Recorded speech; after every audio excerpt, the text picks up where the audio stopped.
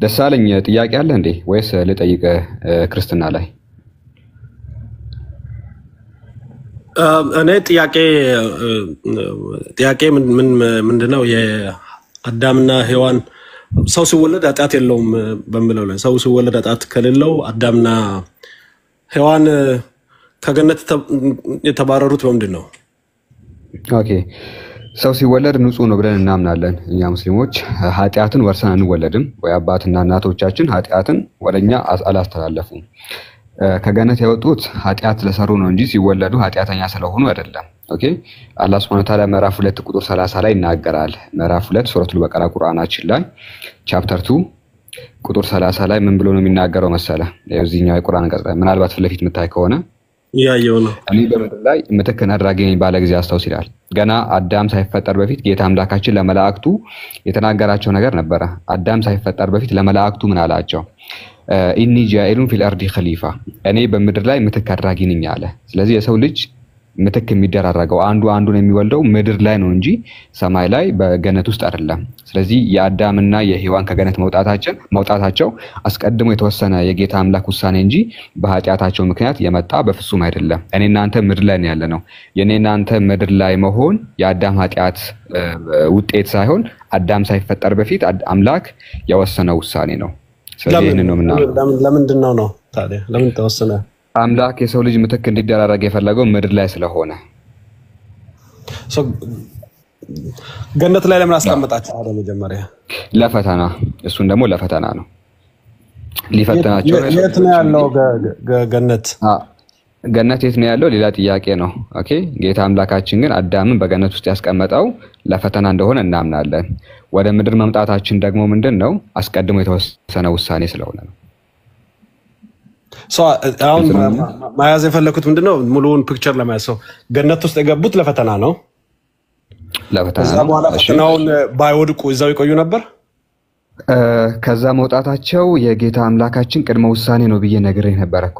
አዳም ሳይፈጠርና ሳይፈተን በፊት ይወለ አዳም ሳይፈጠርና አንዴ ከዛ መውጣታቸው የአምላክ ውሳኔ ነው።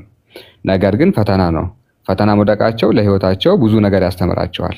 ችግር ነው የሚያስተምርህ፣ ፈተና ነው ህይወትን እንዴት እንደምትገፋ የሚያስተምር አይደለም። ያልተቸገረ ሰው የህይወትን ውጣ ወረድ አያውቅም። እዛው ውስጥ መግባታቸው ጌታ አምላካቸው ሊፈተናቸው ፈልጓል ነው። የሆነ በህይወታቸው ላይ የሆነ ነገር እንዲማሩ ፈልጓል። ያንን ሊያስተምራቸው እዛው ውስጥ አስቀመጣቸው ነው እንጂ ለዘላለም እዛው ውስጥ ተቀመጡ ያቸው አይደለም። ከዛ መውጣታቸው ማይቀር ነገር ነው።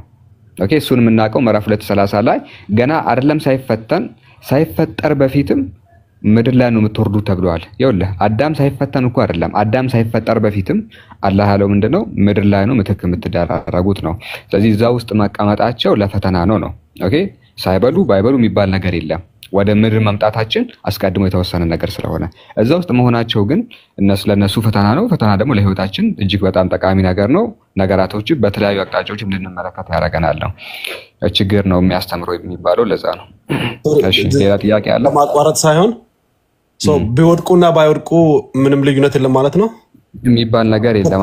ፈተናው ለምሳሌ ፈተናቸው ነው እንጂ አንዴ ቆይ ፈተናቸው ነው እንጂ ፈተናውን አልበሉም ቢባል ፍሬውን እዛው ማይቆዩ ከሆነ መውጣታቸው ማይቀር ከሆነ ያ ደግሞ ለፈተና ነው።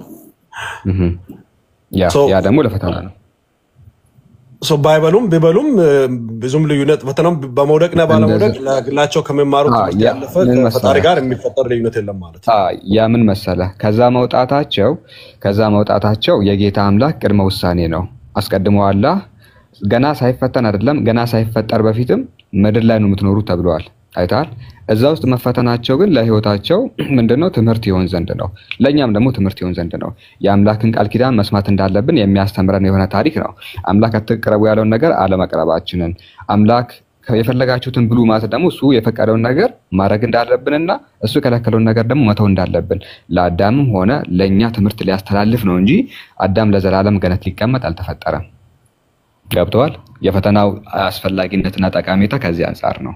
ፈተና ለህይወታችን ይጠቅማል። ያንን ደግሞ አዳምን ፈትኖ እኛን አስተማረን። ከመጨረሻው ወዴት ነው የሚሄደው ማለት ነው? ሰው አዳምና ሔዋን የሰው ልጆች እንደየስራውና እንደየእምነቱ ገነትና ገሃነም ይገባል ከዛ በኋላ ተመልሶ አሁን ወደ ገነት ይገባል ማለት ነው። ምድር ላይ መጣ ነው ለመዋለድ ነው ማለት ነው። ለመዋለድ ብቻ ሳይሆን አምላክ ልትገዛ ነው ወደዚህ የመጣው። ቁርአን ሲናገር ወማ ኸለቅቱል ጂነ ወልኢንሰ ኢላ ሊያዕቡዱን እኔ ሰውንም ሆነ አጋንንትን እንዲገዙኝ እንጂ አልፈጠርኳቸውም ይላል። ወደዚህ የመጣህበት አንዱና ዋነኛው ምክንያት ምንድነው? መዋለድ። ምናልባት አንተ ከፈለክ ነው የምትዋለደው፣ አለመዋለድም ትችላለህ። ነገር ግን the only reason ብቸኛውና ትልቁ ምክንያት የሚባለው አምላክን ልታመልክ ነው፣ አምላክን ልትገዛ ነው። አምላክን የምታመልክ ከሆነ ጀነት ትገባለህ፣ አምላክን የምታመልክ ከሆነ ደግሞ ወደ ገሃነም ትጣላለህ ነው መጨረሻ። ይቅርታ ለመጨቅጨቅ አይደለም ለመረዳት ነው እየጠየቅኩ ያለሁት። ለመጀመሪያ ጊዜም ነው እየሰማሁ ያለሁት እውነት ለመናገር። ችግር የለውም። ከኔ እምነት ጋር በጣም ተቃራኒ ስለሆነ ነው። ሰው ገነት ውስጥ ሆኖ ማምለክ አይቻልም ነበር? ኦኬ ማምለክ ሳይሆን እንግዲህ ከመሰረቱ አላህ Subhanahu Wa Ta'ala ወደዛ ቦታ ያስገባቸው ለፈተና ነው ብያለሁ። አምላክን መስማት በራሱ አምልኮ ነው። የማምለክ ጉዳይ አይደለም። የሰው ልጅ ከመሰረቱ የተፈጠረው ከሰው ልጆች በፊትም መላእክት ነበሩ አይደለ? መላእክት እንዳሉ እናምናለን። መላእክት ለአምላክ ፍጹም ታዛዥ ነበሩ። ኦኬ ገና ገነትም ሳይፈጠር በፊትም የነበሩ መላእክታት ምንድነው አምላክን ያመልኩ ነበር። አምልኮን ከዚህ ጋር ማገናኘት የለብህም። ነገር ግን የሰው ልጆች ሲፈጠር የሰው ልጅ አምላክን ሲፈጠር እንዲሁ ለከንቱ አይደለም የፈጠራቸው። ዝም ብለን እንድንበላ እንድንጠጣ እንድንተኛ ከእንቅልፋችን እንድንነሳ ሰርክል የሆነ ተደጋጋሚ ነገር እንድንፈጽም ሳይሆን እንድናመልከው ነው የፈለገው። የምናመልከው ደግሞ በምድር ላይ ኑሮን አየር ባየር አድርጎልን ሳይሆን በፈተናዎች በታጀበ መንገድ ነው። ወደ ምድር ሳመጣችሁ እንዲሁ አልጋ ባልጋ የሆነ ኑሮ ትኖራላችሁ አይደለም ያለው፣ ትፈተናላችሁ ነው። በልጆቻችሁ ፈተናችኋሉ፣ በብዙ ነገር ፈተናችኋሉ። የታገሰ ሰው ደግሞ ይድናል ነው። የታገሰ ሰው አምላኩን የተቀበለ ሰው እሱ ጀነት ከሚገቡት ነው ብለን እናምናለን። ኦኬ ያው ከመጽሐፍ ቅዱስ ኮምፕሊትሊ ተቃራኒ ነው ማለት ነው። ችግር የለውም። እስልምና ላይ ያለህን ጠይቅ። አይ ቲንክ ምንም አሁን ማላቀው ነገር ነው ይሄ። ከዚህ ሌላም ጠይቀው ለምን መጽሐፍ እኔ ማምነው መጽሐፍ ቅዱስ ላይ ያለው ገነት ላይ ዘላለም ነው የተሰጠን በኃጢአታችን ምክንያት ነው የወጣ ነው። አሁን ላይ ያለ ነው በኃጢአት ወደ ገነት ለመመለስ ነው ያመን ነው።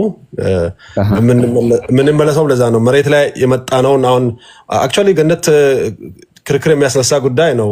የት ነው ወዴት ነው የሚባለው? እኔ ልጠይቃ ጥያቄዎች ነበሩኝ ክርስትና ላይ። እኔ መምህር አይደለሁም ግን የማምነውን ያክል ለመመለስ ሞክራለሁ። ችግር የለውም። የትኛው ዲኖሚኔሽን ነህ? ከየትኛው ቤተ እምነት ነህ? ፕሮቴስታንት ነኝ። ስለዚህ በስላሴ ታምናለህ አይደለ? አምናለሁ። ኦኬ ከዛ በፊት ግን አንድ ክርስቶሎጂ ላይ ጥያቄ ልጠይቅህና አንድ ሰው ኢየሱስን ካላመለከ ወደ ገሃነም ይጣላል? ካላመለከ አምልኮ ከዳነ ነው። ከድነት በኋላ የሚመጣ ነው አምልኮ። አክት ነው። ለምሳሌ አሁን አንድ ሰው ኢየሱስን አምላክ ብሎ ካላመለከ ወደ ገሃነም ይጣላል ወይ? ሰው ወደ ገሃነም የሚጣለው ስላላመለከ ሳይሆን ስላላመነ ነው። ወይ ኃጢአት ነው ወደ ገሃነም የሚያስጥልህ። ያልገባው ኃጢአት እርሱ ክርስቶስ ኢየሱስ አምላክ ነው ፈጣሪ ነው ብሎ እርሱን ካላመለከ ወደ ገሃነም ይጣላል። አምልኮ ምንድነው? መጀመሪያ ዲፋይን እናርጋ። ምንድነው አምልኮ ማለት? ለምሳሌ ለፈጣሪ የሚገባውን ክብር መስጠት፣ አምላኬ ነው ብሎ ማመን፣ መቀበል፣ እነዚህ ነገራቶችን መፈጸም። እኔ መጽሐፍ ቅዱስ ላይ አምልኮ ከመዳን ጋር ሲያያዝ አላውቅም። ከመዳን ጋር የሚያያዘው ምንድነው? በክርስትና እምነት አንድ ሰው እሺ ኢየሱስ አምላክ ነው ካላለ አንድ ሰው ሊድን ይችላል? ኢየሱስ አምላክ ነው ካላለ ደህንነት በኢየሱስ ክርስቶስ ጽድቅ ስራ የሚገኝ ነው። መጽሐፍ ቅዱስ ላይ መስቀል ላይ በተሰራው ስራ አምላክ ነው ባትልም ልትድን ትችላለህ። ኦኬ ኢየሱስ አምላክ ነው ባትልም ልትድን ትችላለህ። ራሱን እኮ ያዳነን አምላክማ ነው። ኢየሱስ አምላክ ነው ካላልክ ልትድን ትችላለህ? አይቻልም። እሱ ነው ጥያቄ ያለው። ስለዚህ አሁን ኢየሱስ በምድራዊ ቆይታ ይሄንን ትምህርት አስተምሯል ወይ? እርሱም ማምለክ እንዳለብን እርሱም መገዛት እንዳለብን ያስተማረበት ቦታ አለ ወይ? ደስ አለኝ። አዎ ለምሳሌ ኢየሱስ እርሱን ማምለክ እንዳለብን እርሱን ፈጣሪ ነው እርሱን አምላክ ነው ብለን መቀበል እንዳለብን ያስተማረበት ቦታ ካለ ጥቅሱ ልትሰጠኝ ትችላለህ? እኔ አሁን ጥቅሱ እዚህ ጋር ላልል እችላለሁ። እንደነገርኩ መምህር ስላልሆንኩኝ ሙያዬም ስላልሆነ ግን አንተ ማውጣት ትችላለህ መጽሐፍ ቅዱስን በደንብ ያነበብክ ከሆነ። የመጀመሪያ እምነቴን ላስረዳ እንደነገርኩ ለክርክር አይደለም የመጣሁት ለመረዳት ነው to be honest በጣም የገነትን ጉዳይ የጣትን ጉዳይ ስታነሳ ነው ለመጠየቅ የገባሁት ክርስቶስ በክርስቲና እምነት በመጽሐፍ ቅዱስ በምድር ላይ የመጣበት ጊዜ ሰው ነው የመጣው ከዛ በፊት ቃል ነበር ዓለማት ሲፈጠሩ አዳም ሲፈጠር ሔዋን ሲፈጠር እሱ ፈጣሪ ነበር ብለን ነው ምናምነው መጽሐፍ ቅዱሳችንም ቃል ነበር ቃል እንደዛ የሚል ማስረጃ የለም ባይዘይ ግን አንዴ ዮሐንስ ላይ አለ ቃል ነበር አንዴ የኔ ጥያቄ ምን መሰለህ ቆይ የኔ ጥያቄ እርሱ አምላክ እንዳለበት የተገለጸበት ቦታ አለ ወይ ነው ለምሳሌ አሁን እሱ አምላክ እንደሆነ ካላመንክ ወደ ገሃነም ትጣላለህ ከተባለ ኢየሱስ እንዲህ ያለን ትልቅ ትምህርት የቱ ጋር ነው ያስተማረው የሚል ነው እንጂ በመጀመሪያ ቃል ነበር ምናምን ብለ ሌላ አምኖ መጠመቅ መጽሐፍ ቅዱስ ላይ አምኖ መጠመቅ የደህንነት ጥምቀት አልጠየቅኩም ገባኝ ነው አይ አንዱ አይላይ ስለ ጆሮ አልጠየቅኩም ስለ እጅ አልጠየቅኩም ማለት አይችልም ምን ነው እንዳስረዳ ካልነገርከኝ ካልፈቀድክ እንዳውራ ካልፈቀድ እንደዛ አይደለም እኔ ያልጠየቅኩትን ምትመልስ ከሆነ እኔ ያልበላኝን ነው የምታክልኝ ነው ኦኬ የበላኝን ትተ ያልበላኝን ቦታ ላይ ሄደ ታክልኛለህ አሁን እኔ አሁን ቅድም ማለት ነው አንተ በመለስከው ላይ ብዙ ጥያቄ ያለኝ ቅድም ያቀርነው ምን መሰለህ ሌላ ነገር ነው ሌላ ቦታ መጣከ ከሆነ ኤግዛክት ቦታውን ትተ ጥቅም የለውም ስለዚህ አሁን የመሸናነፍ ጉዳይ ላይ ነው ፍላጎት ያለው ማለት እኔ ልረዳ ነው የመጣሁት አረ በፍጹም አይደለም ቆይ እንደዛ አይደለም የጠየቅኩትን ትተ በመጀመሪያ ቃል ነበር ካልከኝ እኔ እሱን አልጠየቅኩም የጠየቅኩት ጥያቄ የምር ኢየሱስ በምድር ላይ ያለ ሰው ነው ችግር እኔም እንደዛ ነው ማምነው እኔም እንደዛ ነው ማምነው አፌ ቁርጥ ምታረክ ሆነ ኮንሰፕት ማቅረብ እንደሆነ ነው ማምነው እኔም እርሱ ፍጹም ሰው እንደሆነ አምናለሁ ፍጹም አምላክ ያለው ግን የለም መጽሐፉ ላይና አንዱ ፕሪንሲፕል የሚመስለኝ ወይ ደቂቃ ሰጥተ ካልመለስ ኋላ ብትተቸኝ ወይ ደግሞ ሐሳብ ቢሰጥሩ ነው ከዛ ውጪ ያለውማ ዝም ብሎ የጠየቁት ጥያቄ ምንድነው መልሱ ደግሞ ምንድነው እስቲ ጥያቄ ይሄ ባይገናኝ ራሱ መልሱ የጠየቁ ይሄ ነው የመለስከው ይሄ ነው ብትል ተደስልኛል እስቲ ሂድ እስኪ ያ የጠየቁት ጥያቄ ምታረክ ሆነ ምን ይሰራል ነው እንደነገርኩ እኔ አንደኛ የሃይማኖት መምህሮኛ አይደለም የመጣሁት ጥያቄ ለመጠየቅ ነው የመጣሁት ሰው በዛ ላይ እንደዚህ ጣንጣን ታረክ ባይዘን ደሳለኝ ይሄ ሁሉ ኮንቨርሴሽን ባንድ አንቀጽ የሚገለጽ ነው አምላኬ አምላካችሁ አባቴ አባታችሁ ብሏል ኢየሱስ ምዕራፉ መምጣት ይችላል ካስፈለገ አውቃለሁ በቃ ታዲያ ምንድነው አባቴ አባታችሁ ካለ እኔም ልጅ ነኝ አምላኬ አባታችሁ ካለ ምንድነው ከዚህ በላይ እንዴ የሚያሳየው እዚህ ጋር ምን እንደሆነ ታውቃለህ የባይብል የሚጋጩ ሐሳቦች ራሱ ኢየሱስ በአፉ የተናገረው ሌሎች ሰዎች ደግሞ ኮንትራዲክት ባይብል እኮ 400 ዓመት ታሪክ ነው ፍቅሬ ምንም እኮ ከዛ ፊት እኮ ባይብል የሚባል አልነበረም ሉቃስ እኮ በራሱ ተነሳሽነት እኮ ነው እኔ በራሴ ተነሳሽነት ለኢትዮጵያ ህዝብ መጽሐፍ እንደጻፍኩት ለህዝብና ለመንግስት የሚል ሉቃስም ለቴፍሎስ ነው ለአንተ ሁላ አልጻፈም ለምን መጽሐፍ ቅዱስ ውስጥ እንዳስገቡት ራሱ በጣም ግራ የሚያጋባ ነገር ነው የተከበርክ ቴፍሎስ ወይ ከኔ በፊት ለማደራጀት እንደሞከሩት እኔም ተራውን ጠብቄ ላንተ ላደራጅ ለኤክሰለንት ቴፍሎስ በእንግሊሽ ራሱ ጉድ ዊል ነው የሚለው ምንም እዚህ ጋር ያበቃል በቃ ይሄ ኮንቨርሴሽን ሶሪ በጣም ስላቋረጥኳችሁ ነው ምን ችግር አንደኛው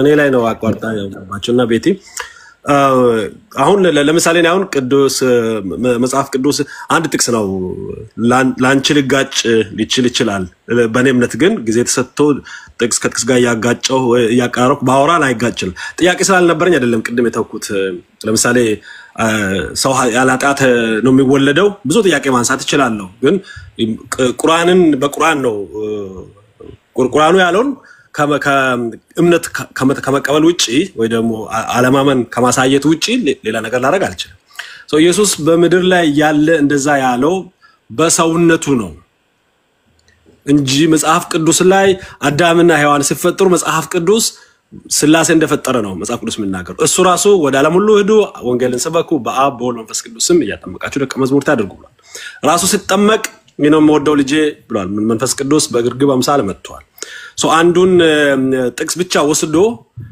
ከኮንሰፕት ከኮንቴክስት አውጥቶ ማድረጉ እኔ ማስረጃ ሊሆን የሚችል አይደለም ማንኛው አይደለም የሃይማኖት ቅዱሳት መጽሐፍት ይቅሩና እኔ መጽሐፍ ላይ ኮንቴክስት የሚባል ነገር አለ ቃል ወይ አንድ አረፍተ ነገር ተወስዶ ኮንክሉዥን ላይ አይደረስም። ምናልባት ከቤት ጋር ምን ላይ እሱ ጋር እሱን ጥቅስ ብቻ ከወሰድሽ ሌላው ላይ ደግሞ አዳኝ መሆኑን ፈዋሽ መሆኑን የተናገረውን ምንም እሱን ደግሞ መርጠሽ አትቀበይም ማለት ነው። እኔ አሁን ከቁርአንን መርጬ አይደለም መቀበል ያለብኝ ሙሉ ነው መቀበል ያለብኝ አይደለ? ከቁርአን መክሰስ ከፈለኩ አንደኛው ለኔ የሚጠቅመኝን አምጥቼ እናንተ መክሰስ አይደለም ያለብኝ። ከመጽሐፍ ቅዱስ የሚመስል ነገር ወስደን ጀነራል የሆነ ኮንክሉዥን ከመስጠት ባለፈ ለምሳሌ ቅድም ክርስቲያን አይደለም አብርሃም ከተባለ እኔ ክርስቲያን ነው ብዬ ከተከራከሩ ያረደው በግ የሚያሳየው መጽሐፍ ቅዱስ ውስጥ ክርስቶስን ነው የሚያሳየው። በክርስቶስ ሞትና ትንሣኤ ያመነ ነው። አቤል የመጀመሪያው ሟች የአዳም ልጅ በግ መስዋዕት ካደረገ ክርስቶስን ነው ማለት ይችላል።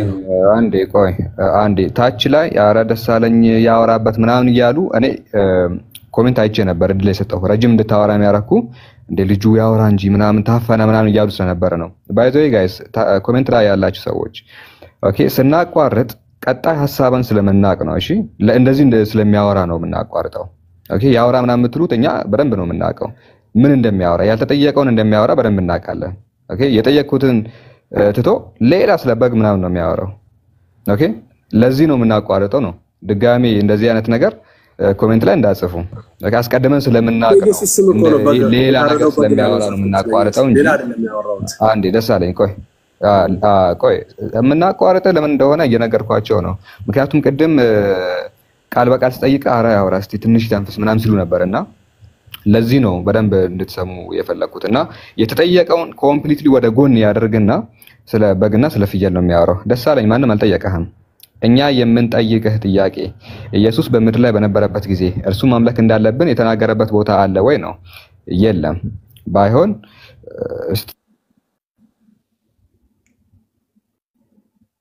ሶሪ ሚውት አድርጌ ነበረ። ባይሆን ምንድነው ሲያስተምር የነበረው ከተባለ ዮሐንስ ወንጌል ምዕራፍ 17 ላይ ጌታችን ኢየሱስም ይላል አትንኪኝ ገና ወደ አባቴ አላረኩምና ነገር ግን ወደ ወንድሞቼ ሂጂና ወደ አባቴና ወደ አባታችሁ ወደ አምላኬና ወደ አምላካችሁ አድርጋለሁ ብለሽ ንገሪያቸው። እኔ ወደ ማን ወደ አምላኬ አድርጋለሁ። አይታችኋል? ወደ አምላኬ አድርጋለሁ አምላክ እንዳለው ነው ተናግሮ ሄደው። ስለዚህ እሱ ራሱ አምላክ እያለው እኔ ደርቤ ለምን አመልካለሁ ነው? ደርቤ ለምን አመልካለሁ? አንዱ ማምለክ እየቻልኩኝ እየደራረብኩ ከላይ ኢየሱስንም አመልካለሁ እርሱም ያመልከውንም አመልካለሁ እሱንም እንደዚህ የሚባል ነገር የለም ነው። ፍጡርን እንዴት አመልካላችሁ? ባሪያን እንዴት ታመልካላችሁ? በግልጽ ዮሐንስ ወንጌል የትንቢተ ኢሳይያስ ምዕራፍ 42 ላይ እነሆ ደግፌ ያስኩት ባሪያዬ ይላል።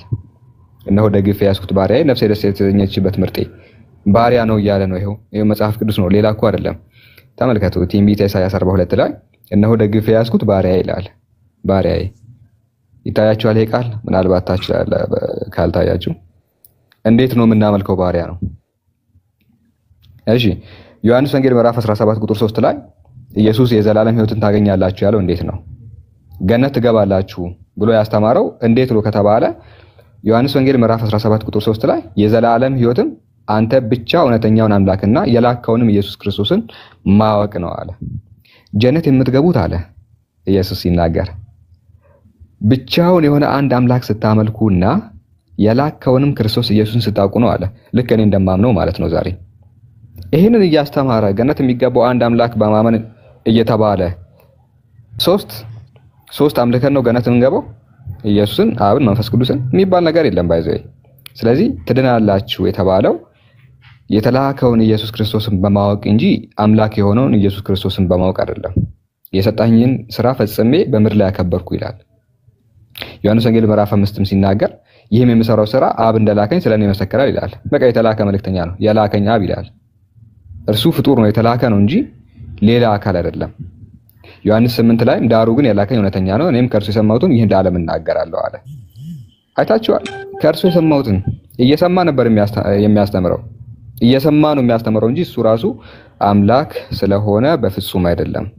ኦኬ እሱ ምንም ማረግ እንደማይችል ለካማ ፍጥረት ፍጡር መሆኑን መጽሐፍ ቅዱስ በጣም ብዙ ቦታ ይናገራል። ኢቭን ህይወት የተቀበለ ነው። ህይወት ልክ እንደናንተ ከሌላ አካል ህይወትን ተቀብሏል። የዮሐንስ ወንጌል ምዕራፍ 5 ላይ ሲናገር አብ በራሱ ህይወት እንዳለው እንዲሁ ደግሞ ለወልድ በራሱ ህይወት እንዲኖረው ሰጥቶታልና ይላል። አብ በራሱ ህይወት እንዳለው እንዲሁ ደግሞ ለወልድ ህይወት እንዲኖረው ሰጥቶታልና ህይወት የተቀበለ ጋይስ ህይወት የተቀበለ ፍጡር አምልኩ እየተባለ ነው ጋይስ እየሰማችሁ ነው አናመልክም ህይወት የተቀበለ ፍጡር አይመለክም ኢቭን ከሞተ በኋላ እንኳን ከሙታን በኩል ያስነሳው ሌላ አካል ነው ይሄንን ሲናገር የሐዋርያት ሥራ ምዕራፍ 13 ላይ እንደገና ወደ መበስበስ እንዳይመለስ ከሙታን እንዳስነሳው ይላል ኢየሱስ ሞቶ ነበርና እንዳይበሰብስ እንደገና ወደ መበስበስ እንዳይመለስ ከሙታን በኩል አስነሳው የሞተ ከዛ በኋላ ደግሞ ከሙታን በኩል ለመነሳት ራሱ ሌላ ፓወር የሚፈልግ አካል በፍጹም አምላክ ሊሆን አይችልም እና ይሄን ይመስላል ደሳለኝ ጥልቅ የሆነ መጽሐፍ ዕውቀት የለኝም ብለሃል ስለዚህ ካንተ ጋር ያው ብዙም ልንቀጥል አንችልም ነው አክቹአሊ አሁን ጥቅሶችን የጠቀስከው በጣም ጎደሎ ጥቅስ ነው የጠቀስከው ለምሳሌ እሱ ስለራሱ የተናገረው ነገር ዘለ ሰው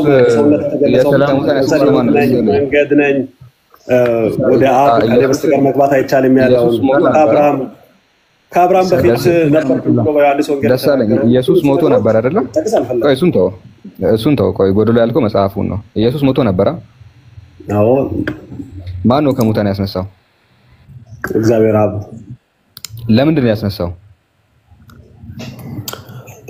በመጽሐፍ ቅዱስ ላይ የተተነበረ ትንቢት ነው መጀመሪያ ነገር እንዳይበሰብስ ላሳይ እንዳይበሰብስ ነው ያስነሳው አዎ ባያስነሳው ምን ይሆን ነበር ባያስነሳው አይነሳም አይ ምን እኮስ ያልተነሳሰው ምንድነው አንዱ ሞደው ኮለዛ እኮ ነው የኔን ሞት የኔን መበስበስ የኔን መጥፋት ለብሶ ስለመጣ አንዱ ሚስትሪ አንዱ የክርስቲና እግዚአብሔር ኢየሱስን ባያስነሳ ኢየሱስ መቃብር ውስጥ ምን ይሆን ነበር ነው ቆይ እግዚአብሔር ኢየሱስን ባያስነሳ ኢየሱስ መቃብር ውስጥ ምን ይሆን ነበር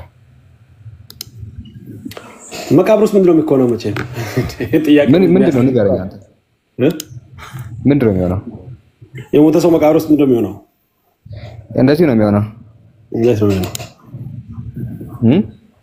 እንዴት ነው የሚሆነው እንደዚህ ኦኬ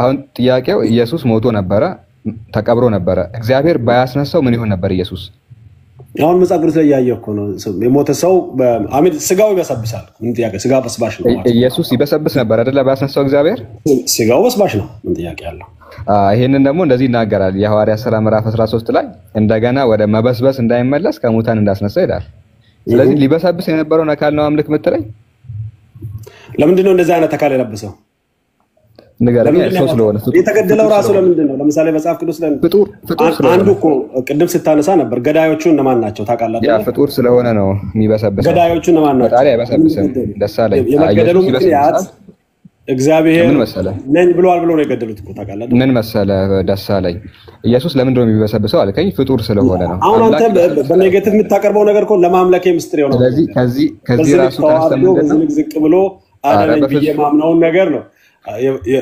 መጽሐፉን ያለው በዚህ ሪዝን እሱን ለማምለክ እኮ በጣም ለወደ እንደማመጥ ደሳለኝ እንደማመጥ እኔ መጽሐፉ ላይ የተጻፈውን ፊደል ሳንጨምር ነው መበስበስ ይላል እንዳይበሰብስ ነው እግዚአብሔር ከሙታን ያስነሳው ይላል ስለዚህ መበስበሱ ራሱ የሚያሳየው ምንድነው እርሱ ፍጡር እንደሆነ እሱ ሰው እንደሆነ እሱ ልክ እንደኛ ከመካከላችን አንዱ እንደሆነ ነው እንጂ አምላክ እንዳልሆነ ያሳያል እሱማ ጡት ጠብቶ ያደገ የሚዳሰስ የሚጨበጥ የሚነካ የሚያመው የሚጠመው የሚያለቅስ ሰው የሚሆነው ነገር እኮ አሳይቷል እሱ መች ካለ ነው ስለዚህ አምላክ አይደለም ስንል እኮ አንተ የሚሰማ ስሜት እኔ የሚሰማኝ ስሜት ይሰማል ነው እኔ ትክክል አይደለም ነገር ነው ያመጣ ያለው ያ አምላክ አይደለም ያለውም ለዛ ነው ባይዘይ ደሳለኝ እና እኔ አሁን ድል ከሰጠኸኝ ይሄን ያነሳው ሰውኛ ባህሪው ሰውኛ ማንነቱን ፍጹም ሰው ነው ብዬ ተቀብያለሁ ምንም ጥያቄ ኢየሱስ ከዚህ ዘነስ አይደለውማ ፍጹም አምላክ ነበር አምላክነቱ አንድ ጥቀስለት ሌላውን ፍጹም ወፍራምና ፍጹም ቀጭን የሚባል አስተሳሰብ አለ ምን አንዳችሁ ጠይቁኛ ሰላም አለይኩም ወራህመቱላህ ሰላም ወአለይኩም ሰላም መስፈንቋ አንተ ተቀጥራለህ ፍጹም ወፍራምና ፍጹም ቀጭን አለ ወይ በአንድ ጊዜ ነው ግን ያንተ ታው መጽሐፍ ቅዱስም ቅዱስ ቁርአንም በሎጂክ ብቻ መሄድ አይመስለኝም እንደዛ ከሆነ አባቱ ማን ነው ሎጂኩን ትታው ሎጂኩን ረስተው አንድ ቦታ ላይ ብቻ በቃ አንድ ቦታ ኢየሱስ ክርስቶስ አምላክ የተባለበትን አሳየኝ ያለው ለምሳሌ እኔ አንተ የፈለክበት ቦታ ፍጹም አምላክ ነበር የት ጋር ያነበብኩ ያን መጽሐፍ ቅዱስ እንታርል እኮ እሱ ነው ዓለማትን ሲፈጥር ቃል ነበር መጽሐፍ ቅዱስ ላይ ይላል ዮሐንስ ላይ ቃል ነበር ቃል አሁን እሱን አይደለም አምላክ ነበር ይላል እንዴ ነው ቃል እንዴ ነው ቃልም እግዚአብሔር ነበር ዮሐንስ ላይ ማለት ስታነብ ሆልድ ስንት መጽሐፍ ቅዱስ አለ ደሳለኝ እስቲ ስለሱ ንገረን ስለ መጽሐፍ ቅዱስ አመጣጥ ቆይ ፖዝ እዚህ ጋር ተፈተናችሁማ ወደ ሌላ ጥያቄ አትወልስዱ ከመጽሐፍ ቅዱስ የምትቀበል ከሆነ ዮሐንስ ወንጌል ላይ ቃል ነበር ቃልም በእግዚአብሔር ዘንድ ነበር ቃልም እግዚአብሔር ነበር ይላል እሱን አልቀበልም ካል ግማሽ መጽሐፍ ቅዱስ ነው የምትስለው ማለት ከመጽሐፍ ቅዱስ ውስጥ ያንተን ኬዝ ቢልድ ሊያደርግ የሚችል ብቻ ይዘሽ የምትመጪ ከሆነ እኔም በቁርአን ነው ሊከራከር የሚገባኝ ስለዚህ ቁርአን አላጠናውም አላቅም ፎርዛ ማተር ከመጽሐፍ ቅዱስ ተቀበለ አንዴ እኔ ላዋራው ዮሐንስ ወንጌል ላይ ምዕራፍ ሳይመስ ደግሞ ወደ መጽሐፍ ቅዱስ ስንት ነው ወደዛ ተገባ ሆነስት ዲስከሽን አንዴ ደሳለኝ አዳምጠኝ ዮሐንስ ወንጌል ላይ ምዕራፍ 10 ቁጥር 29 ላይ እነርሱን የሰጠኝ አባቴ ከሁሉ ይበልጣል አንድ ላይ መጀመሪያ ነው ያለው ምን አርገህ ሄድከው ታዲያ አሁን እኮ እየሰለልክ አንተን ኬዝ ቢልድ የሚያደርገውን ብቻ ለማንጣት ያለበት ኖ ኬዝ ዘግተናል ኖ አልዘጋንም ዮሐንስ ወንጌል ላይ ምዕራፍ 10 ቁጥር 29 ላይ ሳላ ክፈትልኝ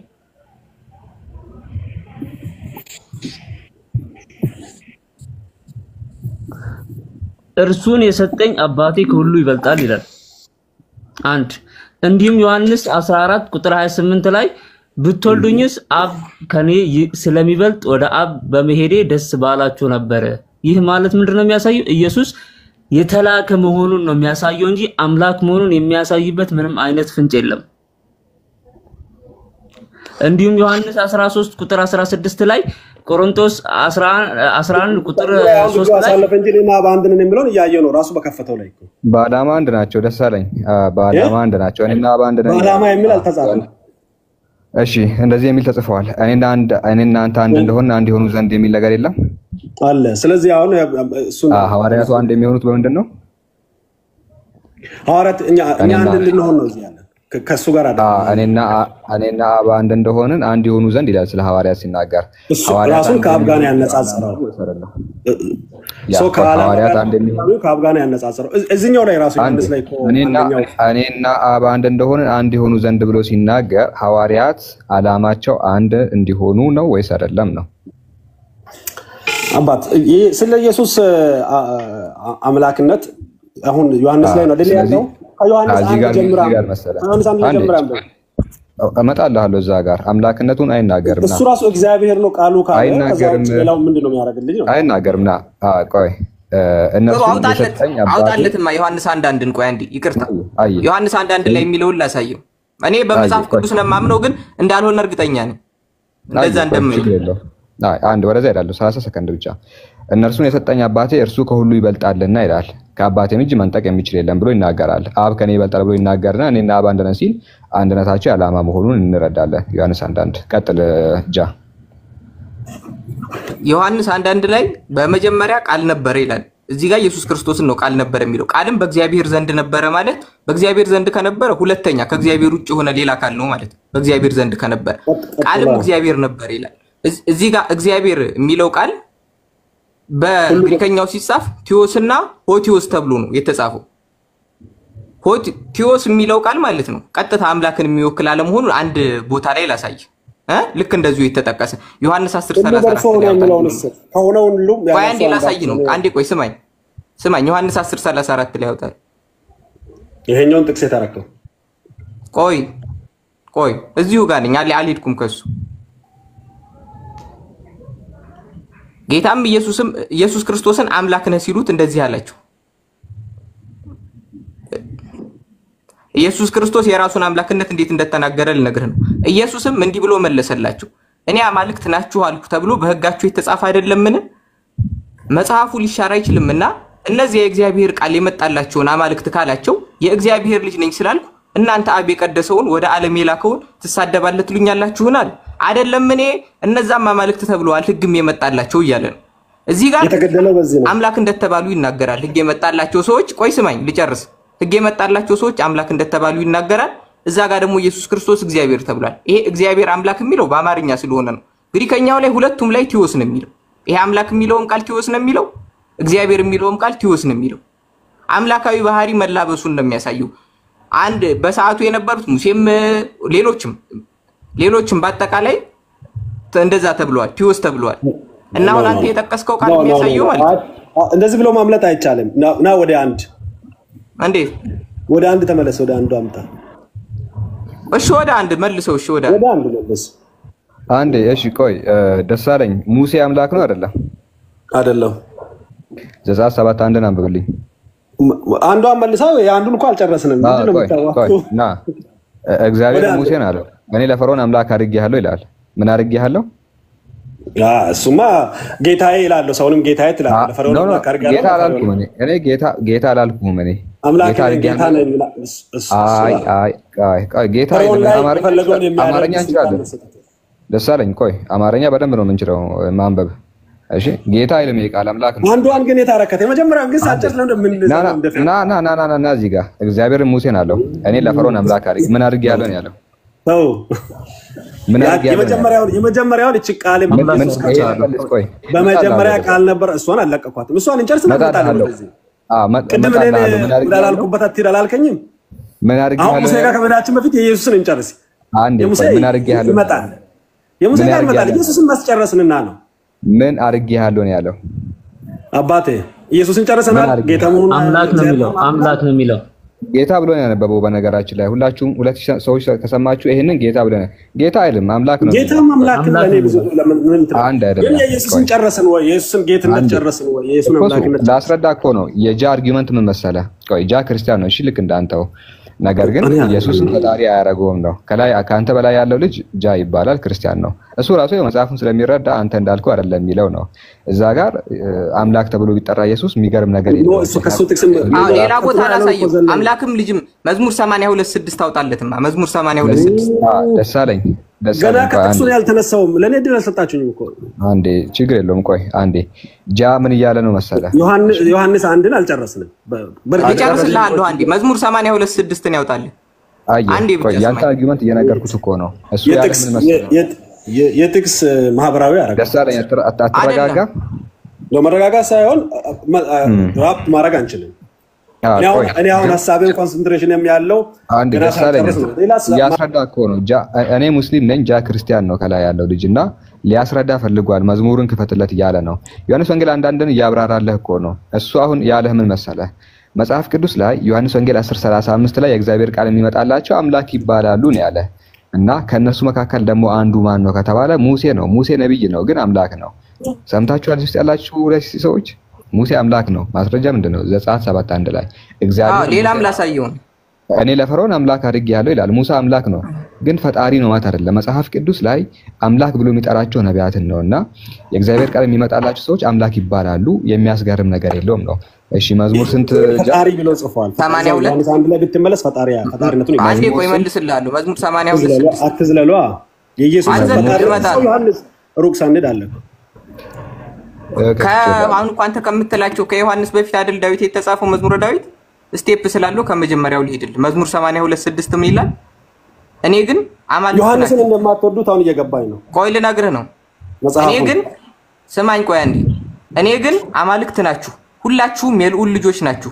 ነገር ግን እንደ ሰው ትሞታላችሁ፣ ከአለቆችም እንደ አንዱ ትወድቃላችሁ አልኩ ይላል። እዚህ ጋር እኔ ግን አማልክት ናችሁ እያላችሁ የእግዚአብሔር ልጆችም ተብሏል፣ አምላክም ተብሏል። ሕግ የመጣላችሁ ነገር ግን እንደ ሰው እንደሚሞቱም ተናግሯል። ሰዎች አምላክም የልዑል ልጆችም ይባላሉ። አሁን ልምጣልህ ወደ ዮሐንስ ልመለስልሽ። ዮሐንስ ወደ አንድ ነው።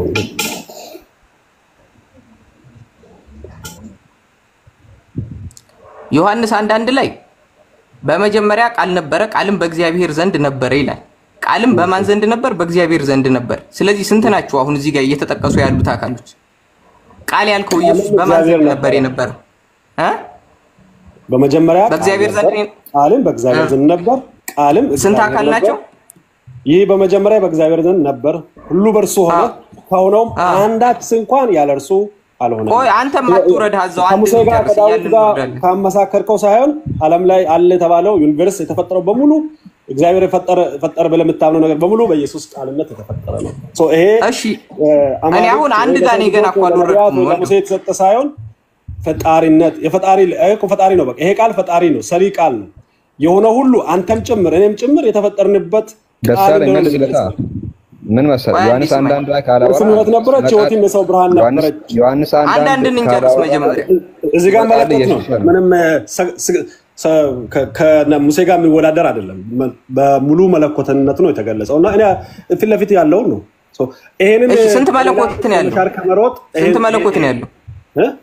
አንድ መለኮት ነው ያለው። ሶስት ባህሪ አልሽርም። እኔ እዚሁ ጋር ነው እየጠየቅኩ ያለሁት። ስንት እዚሁ ታየኮ በመጀመሪያ ቃል አንድ መለኮት ነው ያለው። እዚህ ጋር ስንት እግዚአብሔር ነው አለ እያልክ ያለው አንተ? ስንት እግዚአብሔር ነው አለ እያልክ ያለው? በመጀመሪያ ቃል ነበረ፣ ቃልም በእግዚአብሔር ዘንድ ነበር፣ በእግዚአብሔር ዘንድ የነበረ እግዚአብሔር ነበር እያልክ እኮ ነው። እግዚአብሔር አብ፣ እግዚአብሔር ወልድ። እሺ እግዚአብሔር አንድ ነው። ጥሩ እሺ፣ ልክ ነህ። እሺ ስማኛ እንዴ ልጠይቅህ አንድ ጥያቄ። ኢየሱስ ክርስቶስ አለ አይደል? ይሄኛው ተውኮ እየጨረስን ነው። ምኑን ነምቱ ከሙሴ ጋር የተመሳከረው ትክክል አይደለም። አማልክት የተባለው ይሄ እዚህ ጋር ኢየሱስ የተገለጸው በመጽሐፍ ቅዱስ እንደ ፈጣሪ ከፈጣሪ ልዕልና እኩል ነው። እዚህ ላይ ተናገረ።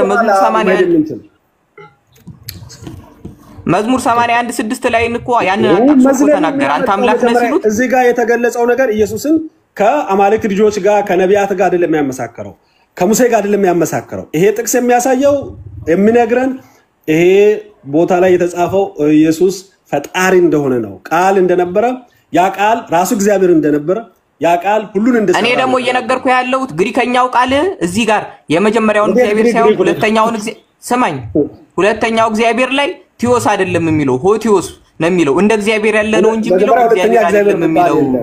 ይሄ ትርጉም ስህተት ነው። ሶስተኛ እግዚአብሔር የለም። ሶስተኛ እግዚአብሔር አለ ነው ያላልኩም። እኔ እያልኩ ያለሁት እግዚአብሔር አንድ ነው። አይደለም እዚህ ጥቅሱ ላይ እንጂ በመጀመሪያ ቃል ነበር። ቃል የግሪክ ተማሪም አይደለም፣ የግሪክ ተመራማሪም አይደለም። መጀመሪያ በመጽሐፍ ቅዱስ ላይ ግን ይሄ ቃል የተጻፈው በግሪከኛ ነው። በግሪከኛ ነው የተጻፈው ቃሉ። ገብቷል? ቃሉ የተጻፈበት ጋር በእግዚአብሔር ዘንድ ነበረ፣ ቃልም እግዚአብሔር ነበረ ሲል የመጀመሪያው እግዚአብሔር የሚለው ጋር ቲዮስ የሚል ቃል ነው የተጠቀመው። ሁለተኛው ጋር ግን ሆቲዮስ ነው የሚለው። ሆቲዮስ ማለት እንደ እግዚአብሔር ያለ ማለት ነው እንጂ እግዚአብሔር አይደለም። እንደ እግዚአብሔር ያለ ቀጥላለሁ። ምን ትላለህ? ሁሉ በርሱ ሆነ የሚለው ሁሉ በርሱ ሆነ፣ ሁሉ በርሱ ሆነ፣ ሁሉ በርሱ ሆነ የሚለው ቃል ያለ እርሱ አልሆነም። በቃ አሁን ሁሉ በርሱ ሆነ የሚለው ቃል አምላክነቱን አይደለም የሚያሳየው። ሁሉ በርሱ ሆነ፣ ሁሉ በርሱ ሊሆን ይችላል። አሁን ለምሳሌ እኔ ያለው አይደል? እኔ አሁን እናትና አባቴ ስላሉ ነው እኔ የተፈጠርኩት። ወይም እንደዛ ሳይሆን የተፈጠረ ሁሉ በርሱ ተፈጠረ ነው። አዎ እኔም ሁሉም ነገር በርሱ ተፈጠረ ብዬ ነው የማምነው እኮ። ግን እሱ ግን ቀድሞ ተፈጥሯል ብዬ ነው የማምነው። ቀድሞ በእግዚአብሔር የተፈጠረ ነው እሱ። መቼ የተፈጠረ? የተፈጠረበትን ላሳይ። ሲፈጠር እናውቃለን። ኢየሱስ ሲፈጠር የታለ? አይደለም ቀድሞ ልንገርህ። መዝሙር 113 ላይ ላውጣልህ። መዝሙር 113 ላይ ያሳይ ኢየሱስ ክርስቶስ እንደተፈጠረ እኮ በመጀመሪያ ብሎ ቀጥሏል እኮ። ገና ምንም የሚጀመርበት ነገር የለም እኮ። በመጀመሪያ ገና አሁን ነገር ሁሉ ሲጀመር ፈጣሪ ሆኖ ይጀምራል። ሰማይና ምድር ነው። ስለ ምድርና ስለ ሰማይ መጀመሪያ እኮ ነው እየነገርህ ያለው። ስለ ዝንተ ዓለምና ስለ ዘላለማዊነት ሳይሆን እየነገርህ ያለው ምድርና ሰማይ ከመጀመሩ በፊት ነው። መጀመሪያ እኮ ካለ ሲጀመር መጀመሪያ የሚለው ቃል መነሻ እንዳለ ያሳያል። መጀመሪያ ካልክ አሁን አንተ መነሻ አለው ማለት ነው ሲጀመር። አሁን ከዛንተ ኢየሱስ ዓለም ሳይፈጠር አሁን ለምሳሌ እግዚአብሔር መጀመሪያ የለውም። ኢየሱስ ክርስቶስ ግን መጀመሪያ ያለው ገብቷል። መጀመሪያ ስላለው ቃሉ ሲጀምር እኮ መጀመሪያ ይላል፣ በመጀመሪያ ይላል። ገብቷል። መጀመሪያ ስላለው ነገር ነው እዛ ጋር እየተናገረ ነበር ግን አለ። አሁን በመጀመሪያ የዚህ ዩኒቨርስ መፈጠር ጅማሮ ላይ እሱ ነበረ። ራሱ ነው የፈጠረው፣ ራሱ ነው የሰራው። እሺ ያ ማለት ነገር እኮ ነው አብሮ ተፈጠረ። ለምን አሰማኝም ነው እንዴ? እሺ መዝሙር 113 አውጣለትማ 113 ምን ይላል? አንተ ከአንተ እዚህ ያው ልክ ነህ። 3 ከአንተ ጋር ቀድሞ በኃይልህ ቀን ከቅዱሳን ብርሃን ከአጥቢያ ኮከብ አስቀድሞ ከሆድ ወለድኩ ይላል። እዚህ ጋር ምን ይላል መጽሐፍ ቅዱስ? ከአጥቢያ ኮከብና ከቅዱሳን ብርሃን በፊት ከሆድ ወለድኩ ይላል። ከነዚህ ምድር ከመፈጠሩ በፊት እንደተፈጠረ እዚህ ጋር ታያለህ። ሁለተኛ ደግሞ ሌላ ቦታ ላሳይህ። ምሳሌ 8:25 ላይ ያውጣል። ይሄ ማንን ነው? ወደ ሌላ ቦታ ሳትሄድ ማንን ነው? እሺ ንገረኝ። ንገረኝ። ኢየሱስ ክርስቶስን አይደለም? ኢየሱስ ክርስቶስን ነው። በምን አወቅ? እንደሆነ ከላይ እዩ እንደሆነ እርግጠኛ የምትሆነው ሊቀ ካህንህ ማን ነው? መልከ ጼዴቅ የተባለው ኢየሱስ ክርስቶስ ነው። አዩ 4 ጋር ስታይ እንደ መልከ ጼዴቅ ስርዓት አንተ ለዘላለም ካህን ነህ ብሎ እግዚአብሔር ማለ አልተጸጸተም። እግዚአብሔር በቀኝህ ነገስታትን በቁጣ ቀን ይቀጠቅጣቸዋል ይላል። ይሄ ለኢየሱስ ክርስቶስ የተሰጠ ትንቢት ነው። በምን አወቀ አንተ? በምን አወቀ? ያወቅኩትን እሺ ልንገርህ በምን እንዳወቅኩ አንድ ላይ ቁጥር 1 ላይ ምን ይላል? እግዚአብሔር ጌታዬን ጠላቶችህን ለእግርህ መረገጫ እስካደርግልህ ድረስ በቀኜ ተቀመጥ አለው ይላል። ይሄንን ጴጥሮስ ለኢየሱስ ክርስቶስ እንደተናገረ ይሄንን ዳዊት ይሄንን ትንቢት የተናገረው ለኢየሱስ ክርስቶስ እንደሆነ ተናግሯል። የሐዋርያት ሥራ ላይ ጌታ ጠላቶችህን የእግርህ መረገጫ እስካደርግልህ ድረስ በቀኜ ተቀመጥ አለው ይላል። ይሄን ለኢየሱስ ክርስቶስ እንደተነገረ ተናግሯል። ስለዚህ ይሄ ሐሳቡ የተነገረው ለኢየሱስ ክርስቶስ እንደሆነ ከመጀመሪያ ጀምረህ ስታነብ ከ1 ጀምረህ እርግጠኛ ትሆናለህ ማለት ነው። የመጀመሪያ ጥቅሶችን እንድታሳይ ፈለግ። ሁለተኛ ደግሞ ተፈጠረ የሚል ነገር እዚህ አላየሁም። ከሆድ ወለድኩህ ማለት መወለድ ማለት ምን ማለት ነው? እግዚአብሔር ይወልዳል አይወልድም የሚለውን ይወልዳል ብሎ ትቀበላለህ እንዳንተ? ሰማይና ምድርን ወለዳቸው ይላል። ሰማይና ምድር እንደተወለዱ ይናገራል። መጽሐፍ ቅዱስ ጋር ላሳይ ሰማይና ምድር እንደተወለዱ እስቲ አሳየኝ። እሺ ይሄንን አንብብለት ጃ መዝሙር 190 ላይ ተራሮች ሳይወለዱ ይላል። ተራሮች ሳይወለዱ ምድርም ዓለምም ሳይፈጠር ከዘላለም እስከ ዘላለም ድረስ አንተ ነህ ይላል። ተራሮች ሳይወለዱ ይያል ነው። ተራሮች ተወልደዋል ይያል ነው። ምን ማለት ነው? ተራሮች ሳይወለዱ ማለት አምጡ ተወልደው ማለት ሳይፈጠሩ ማለት ነው። ሳይፈጠሩ ማለት ነው። ነው ተወልደዋል ብለህ ነው እንደምታምነው? ተራሮች እኮ ምድር ሲሰሩ አብረው የተሰሩ ናቸው። አንዳ አገላለጽ ፊደል ያድናል ፊደል ይገላል የሚባለው ለዛ ነው ኮንቴክስቹዋል ማድረግ የምጠይቀው። እሺ ኮንቴክስቹዋል እስኪ አንተ አድርገው እዚህ ጋር ተራሮች ሳይወለዱ ማለት ምን ማለት ነው? ተራሮች ሳይወለዱ ማለት ቴክኒካሊ ተራሮች እንደ ህፃን ተረግዞ ተወለዱ ማለት አይደለም። እንደዛ አይደለም። እኔም እኮ እንደዛ ነው ያልኩ። ኢየሱስ ክርስቶስም ተወለደ ሲባል እንደዛ ማለት አይደለም። ምክንያቱም እዛ ጋር እየተናገረ ያለው ምድር ሳይፈጠር በፊት ካለ ከድንግል ማርያም የተወለደውን ውልደት አይደለም እየነገረ ያለው ከምድር በፊት ስላለው ውልደቱ ነው እየተናገረ ያለው። ተራሮች ሳይመሰረቱ በፊት እንደተወለደ ከነገረ አንተ ልጠይቅ በዚህ ጥቅስ መሰረት ከድንግል ማርያም ከቅድስት ድንግል ማርያም ከመወለዱ በፊት ኢየሱስ ስለመኖሩ ታምናለህ ማለት ነው? በዚህ አዎ እኔም አምናለሁ። እኔ እኮ ክርስቲያን ነኝ። ነበረ ማለት ነው? ነበረው ግን አምላክ አይደለም እየነገርኩ ያለው። ምን ሆኖ ነው የነበረው? ቃል ሆኖ ነበር የነበረው። ቃል ሆኖ? አዎ የማን ቃል ሆኖ? የእግዚአብሔር ቃል ሆኖ የታዘዘውን እያረገ ነው። ቅዱስ ቁርአን የእግዚአብሔር ቃል ነው? ቅዱስ ቁርአን የእግዚአብሔር ቃል ነው? አሁን እያወራን ያለነው ስለ መጽሐፍ ቅዱስ። ቆይ እየጠየቅኩ እኮ ነው። አሁን ቃል ላይ ነው ያለው። ቅዱስ ቁርአን የእግዚአብሔር ቃል ነው? እኔ መጽሐፍ ቅዱስ ስለ ቁርአን አይናገርም። አቤት በለኛ ነው አይደለም? ነው አይደለም? አይናገርም። ነውም አይደለም ለማለት እኮ ነው መጀመሪያ መጽሐፍ ቅዱስ ላይ መጠቀስ አለበት። የሌለ ነገር የእግዚአብሔር ቃል ነው አይደለም? ከክርስቲያን ጋር አምጥቼ እንድነግርህ ነው የፈለከው? ከምታምነው አይደለም በለው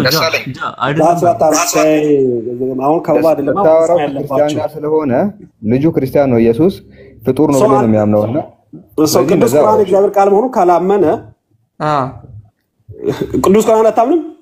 አላምንም። እኔማ በመጽሐፍ ቅዱስ ነው የማምነው እኮ አልኩ። አንተ ታዲያ እርስ በርሳችን እንድንከራከር ነው የፈለከው?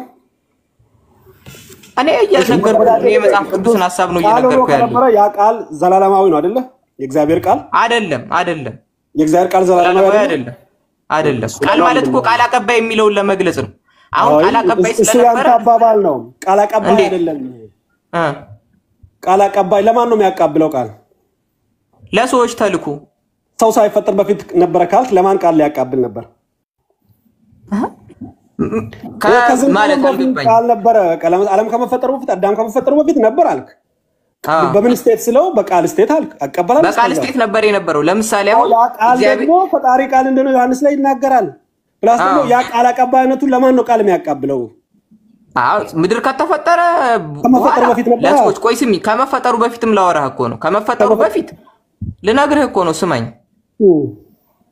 ከመፈጠሩ በፊት ደግሞ የነበረውን መጽሐፍ ቅዱስ የሚያብራራው አሁን ለምሳሌ ነበር ቃልነቱ ታዲያ ያለ የእግዚአብሔር ቃል ነበር። እግዚአብሔር ምድርን የሰራው ይሁን ብሎ ነው አይደለ? በቃሉ ነው የፈጠረው። ለዛ ነው አሁን በፍጥረት ተባብሯል ማለት ነው። ተባብሯል። እኔ እኮ አልተባበረም ማለት ነው። ግን እሱም ተፈጥሮ ነው። ስለዚህ እንዴት ሆኖ ሰው ይሆናል ታዲያ? እንዴት ሆኖ ሰው ይሆናል ታዲያ? አለቀ እኮ። ሰው ነው ማለት እኔ ፍጡር ነው ያ ሰውማ ነው። አንተም ታምናለህ እኮ ሰው መሆኑ። ሰውም ነው ፍጡር ነው። እንደዛ ነበር። ለምሳሌ አንተ ቃል ነበርክ እግዚአብሔር? አንተ ከመወለድ በፊት እግዚአብሔር ቃል ነበርክ? አልነበርኩም ግን የሰው እሱ እኔ አሁን እየነገርኩ ያለሁት ኢየሱስ ክርስቶስ አምላክ አይደለም ነው እየነገርኩ ያለሁት ሐሳብ አልነበርንም እኔና አንተ ከመወለዳችን በፊት አልነበርንም ተጸነስን ተወለድን ስንሞት ያበቃል እሺ ጥሩ አሁን እኔና ካንተ በፊት የነበረ ነው ዓለማት ሲፈጠሩ ይሁን ብሎ እግዚአብሔር ሲፈጥር ያን ቃል ነው የፈጠረው ያ ቃል ከዛ በፊት መላእክቶች ነበሩ አልነበሩ ተራሮችን ያጸና ቃል ነው ያ ቃል ዘላለማዊ ቃል ነው ከምድር በፊት መላእክቶች ነበሩ ከምድር በፊት መላእክቶች መኖራቸው አምላክ ያስብላችኋል ስለዚህ መላእክት ከምድር በፊት መኖር እኮ አምላክ ያስብልም ስለዚህ መላእክት ነው ኢየሱስ መላእክት ነው እሺ ምን እንበለው መላእክት ካለን ሌላ ክርክር ነው የሚሄደው መላእክት አሉ አቀ እንዴት አምናለሁ ስለዚህ ኢየሱስ መላእክት እናድርገው ወይ ሰው እናድርገው የቱን እናድርገው መላእክት ሰው ካደረግን ከድንግል ማርያም እስከሚወለድ ድረስ መታወቅ የለበትም መላእክት ካደረግን ደግሞ መላእክት በፍጥረት ስራ አልተሳተፉም ይሄ ድምጽ ቃል ኢየሱስ በፍጥረት ስራ ድርሻ አለው ተሳትፏል ያልከኝ ነው ቃል ነበር ያልክ ነው ለዛውም የእግዚአብሔር ቃል የእግዚአብሔር ቃል ደግሞ ዘላለማዊ ቃል ነው ከየት አመጣው ዘላለማዊ መሆኑን እኮ ነው ያልኩ ያለሁት ኢየሱስ አንተ እኮ ከራስህ እየጨመርክ ለዛ ነው ቅዱስ ቁርአን ዘላለማዊውን አይደለም ብዬ ጠየቅኩ እኔ ስለ ቁርአን እኮ አላወራንም አሁን እያወራን የእግዚአብሔር ቃል ዘላለማዊ አይደለም የማይጸና ነው የሚለዋወጥ ነው የሚቀያየር የእግዚአብሔር ቃል ማለት እኮ የእግዚአብሔር እስትንፋስ አይደለም የእግዚአብሔር ቃል ማለት ንግግሩ ሌላ ነገር ነው ቃል ተብሎ ደግሞ ተጠቅሷል ሰማይና ምድር የፈጠረው ምን አይነት ቃል ነው እሱ ምን ሰማይና ምድር የፈጠረው ቃል ነው አይደለ ያ ቃል ኢየሱስ ነው አይደለ ያ ቃል አይደለም እስካሁን እኮ እንደዛ ተባብለን ነበር እንዴት ተሳትፏል እኔ ያልኩ በፍጥረት ስራ ተሳትፏል ማን ነው ታዲያ ያ ቃል አሁን አንተ እያልከኛለሁ በመጀመሪያ እግዚአብሔር ሰማይና መጽሐፍ ቅዱስ እያለ ያለው ቆይ ስማኝ መጽሐፍ ቅዱስ እያለ ያለው ልንገር በመጀመሪያ እግዚአብሔር ሰማይና ምድር ይሁን አለ ያለው ቃል ያ ቃል ኢየሱስ ክርስቶስ ነው እያልከኝ ነው ሰማይና ምድር ይሁን አለ ሆነ ኢየሱስ ለመጀመሪያ ጊዜ ክርስቶስ ማለት ሰማይና ምድር ይሁን አለ ያለው ቃል ማለት ኢየሱስ ክርስቶስ ነው ያ ቃል እንደዛ ነው ያልከኛለህ አንተም እኮ ብለኸኝ ነበር አሁን ነው እንጂ ፊደሉ ኢየሱስ ክርስቶስ ነው አልገባኝም እኔ ያልኩ በፍጥረት ስራ ተሳትፏል ነው በምን መልኩ ተሳተፈ የተሳተፈበትን ላሳይሽ ምሳሌ 8:25 ላይ ያወጣል ላሳይሽ ምሳሌ 8:25 ላይ ይናገራል ምድርና ሰማይ የተፈጠሩት በቃል ነው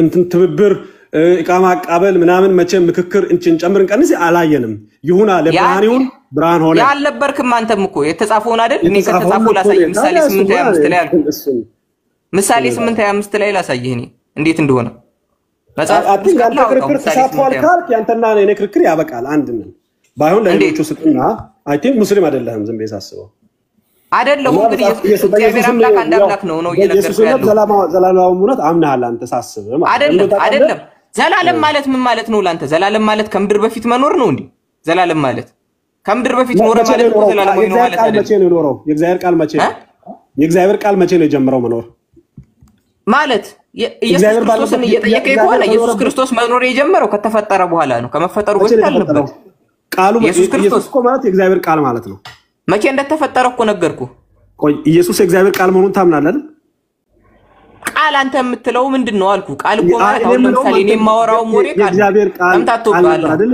ያ ቃል እግዚአብሔር ባለበት ዘመን ሁሉ አለ እግዚአብሔር በሚኖርበት ዘመን ሁሉ ይኖራል እግዚአብሔር የእግዚአብሔር እስትንፋስ ዘላለማዊ ነው አይደለም ኢየሱስ ክርስቶስ የእግዚአብሔር እስትንፋስ አይደለም አሁን አንተ እንደምትለው ለዚህ የሚወጣው ቃል ነው እያወራህ ያለው አይደለም ጋር እንመለሳለን ወደ ቃል ጋር ነን እስካሁን እስትንፋስ አይደለም ቃል አይደለም ንግግሩ የእግዚአብሔር ንግግር አይደለም ኢየሱስ ክርስቶስ ቃል ቃሉ አንተ ንግግርን ከሆነ የኢየሱስ አይደለም የእግዚአብሔር ንግግር አይደለም ኢየሱስ ክርስቶስ የእግዚአብሔር ምን ነበር አይልም እንደዛ እሺ የእግዚአብሔር አገልጋይ የእግዚአብሔር ባሪያ ነበር ዓለማት ሲፈጠሩ በምን መልኩ ነው የተሳተፈው እስቲ ንገረኝ እሷን ብቻ ንገረኝ አልገባም ያላሳይ እኔ ማለምን ከራሴ እነግርሃለሁ መጽሐፍ ቅዱስ ላይ ምሳሌ 8:25 ላይ አውጣልኩ ካለ መጽሐፍ ቅዱስ አውጣው ያውጣው ነው መጽሐፍ ቅዱስ ካነበብኩ ራሱ ቆየው ማንበብ አለብኝ አሁን ራሱ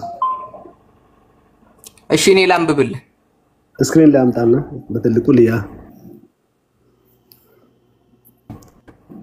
በትልቁ አድርግልኝ ለማለት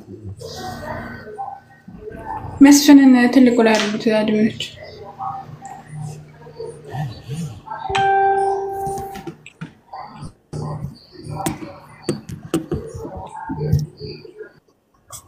ምሳሌ ተራሮች ገና ሳይመሰረቱ ከኮረብቶች በፊት እኔ ተወለድኩ ምድሪቱና ሜዳው ገና ሳይፈጠር የዓለም አፈር ሰማዮችን በዘረጋ ጊዜ አብሬው ነበርኩ በቀላያት ፊት ክብርን በደነገገ ጊዜ ደመናዎችንም ደመናትንም በላይ ባዘጋጀ ጊዜ የቀላያትን ምንጮች ትንሽ ከፍ አድርግልኝ ሲስልኩን እንትኑ ጋር ረደኝ ቴክስት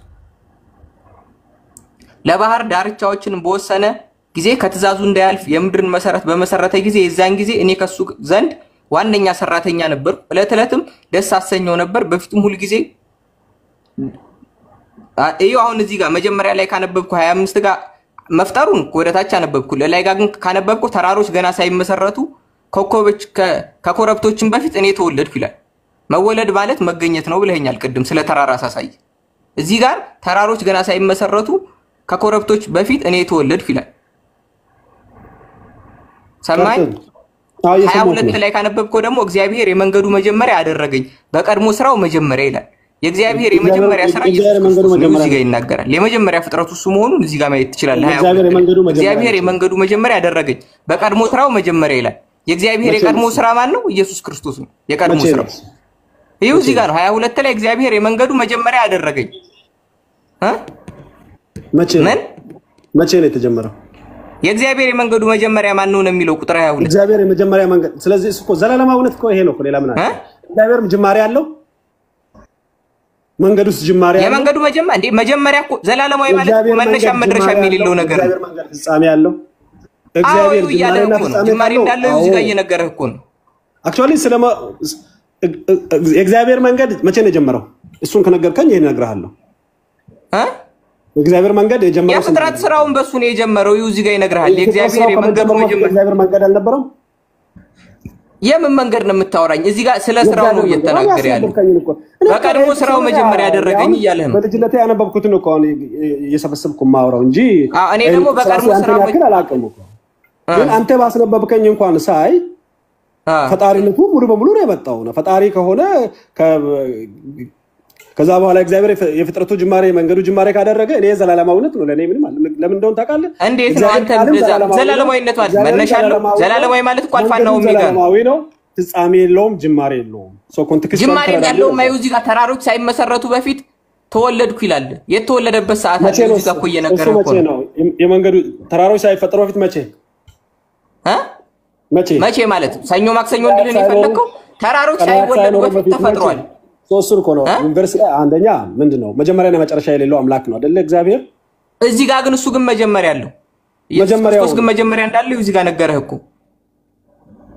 መጀመሪያ አለው ከተራሮች በፊት መጀመሪያው ከእግዚአብሔር ጋር የተጣበቀ መጀመሪያ የእግዚአብሔር መንገድ ጅማሬ ነው እግዚአብሔር እኔ ማምነው ውጭ ነው ቴክስት ተረዳውትን ልንገር የተጻፈው እውነት ነው የእግዚአብሔር መንገድ የሚጀመርበትን ካወቅ የኢየሱስን ጅማሬ ያውቃል ቆይ አንዴ ቆይ አንዴ ሰላም በረከቱ ለመህመር እድል ስጡት ጃ ይሰማል እድል ስጡት አንዴ መህመር ያወራ ይሰማል ድምጽህ ይሰማል አንዴ የሚት አድርጉና ያወራ ደሳለኝና ጃ ምታርገው እንዴ አይ ችግር የለውም ያወሩ ግን ተረጋግተው ቢያወሩ ጥሩ ነው የሆነ ጋል ያለ ነገር ያለ ይመስለኛልና ያው መንፈሳዊ ነገር ስለሆነ መማማር በሚለው መንፈስ በታወሩ ጥሩ ነው ይመስለኛል አንደኛው ከያው ምስክር ነው አንደኛው ደግሞ ፕሮቴስታንት ነው ልክ ነኝ ያ ከጆቫይት ነስነ ታንክ ዩ በጣም ያላወኩም ነበር እሱ ነው ጆቫይት ነስ አይደል ጃ ገብቶኛል አንተ ፕሮቴስታንት ነህ ደሳለኝ ደግሞ ለዛ ነው ያልተግባባችሁ ተለማመጡና አውሩ በጀመራችሁት መጽሐፍ ምሳሌ ምዕራፍ 8 ቁጥር 22 ላይ ባለው ነገር ተነጋገሩ ረጋ ተረጋግታችሁ ማለት እየተደማመጣችሁ የሆነ ሆት ምናምን ሳትሆኑ በመማማር መንፈስ አውሩ እኛ እናዳምጣችሁ ሁለታችሁ ስታወሩ ማለት ነው ቀጥሉ ቀጥላችሁበት 2700 ሰዎች እዚህ መምህሬን ፎሎ አድርጉት ፎሎ ያላደረጋችሁት ሁላችሁም ፎሎ አድርጉት ቀጥሉ ደሳለኝና ጃ እሺ እና መዝሙር አንተኒ ምሳሌ ጆቫ ዊትነስ ናንተ መጀመሪያ መታወቅ የነበረበት ነኝ የዮሐ ምስክር ነኝ የዮሐ ምስክር ኦኬ መጀመሪያ ባቅ ጥሩ ነበር እንደዚህ እንደው እንዴት ኖ አይ እምነትን ማወቅ ጥሩ ነው እኔ እኮ አዲስ ሙስሊም የሆንክ ነው መሰለኝ ለዛ ነው ኮንፊውዝ ያደረገኝ እኮ ምን እንጂ እንደ ቤቲ ኮንቨርት ሊሆን መስሎኛል ኮንፊውዝ ያልኩት አይደለም እኔ የነገርኩ መጽሐፍ ቅዱስ ላይ ያለውን እንትን ምሳሌ 8:22 ላይ ይናገራል እናንተማ አሁን የጆሆቫ ዊትነስ ኢየሱስን የምትቀበሉበት መንገድ ከሙስሊምም ይለያል፣ ከኛም ይለያል።